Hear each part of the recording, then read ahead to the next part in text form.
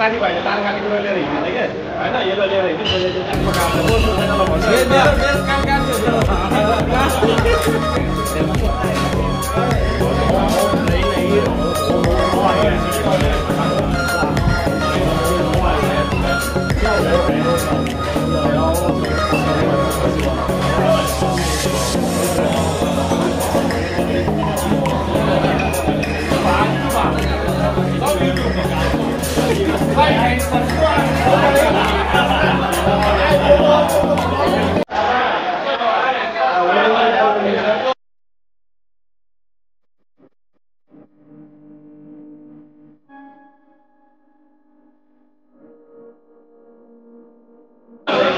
हाम्रो सम्पूर्ण नेपाली हाम्रो दाजुभाइ बहिनीहरू सबैलाई यहाँ हङकङबाट हाम्रो सम्पूर्ण साथीभाइहरू हाम्रो चाइनिज साथीहरू पनि छन् उहाँको तर्फबाट पनि हाम्रो सम्पूर्ण नेपालीहरूलाई यो अहिले आइरहेको हाम्रो दसैँको सबैबाट शुभकामना छ। राम्रोसँग दसैँ मनाउनुहोस् होला, आफ्नो परिवार सँगसँगै मिलेर दसैँ मनाउनु होला। खुसीको चाडपर्व आएको छ, यसपछि हाम्रो तिहार आउँछ।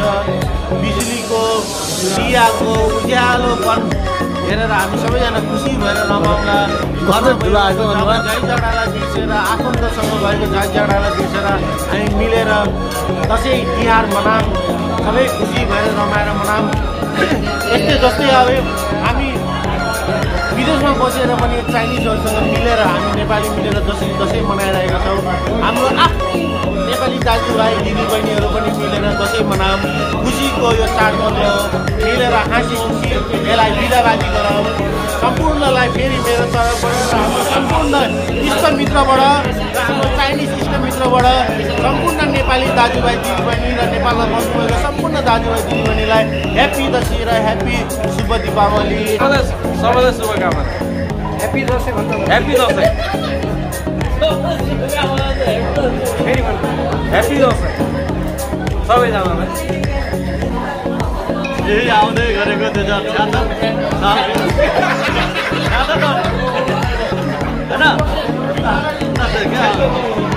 सालको विजय दशमीमा यहाँहरूको उत्तरोत्तर प्रगतिको र दीर्घायु सुस्वास्थ्यको कामना गर्न चाहन्छु।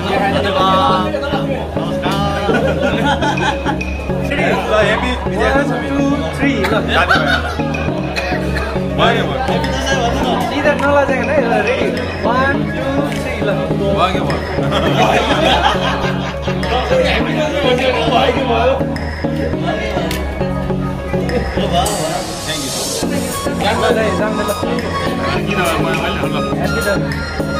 अब आउँदै गरेको यो दसैँको शुभकामना सबैलाई होइन।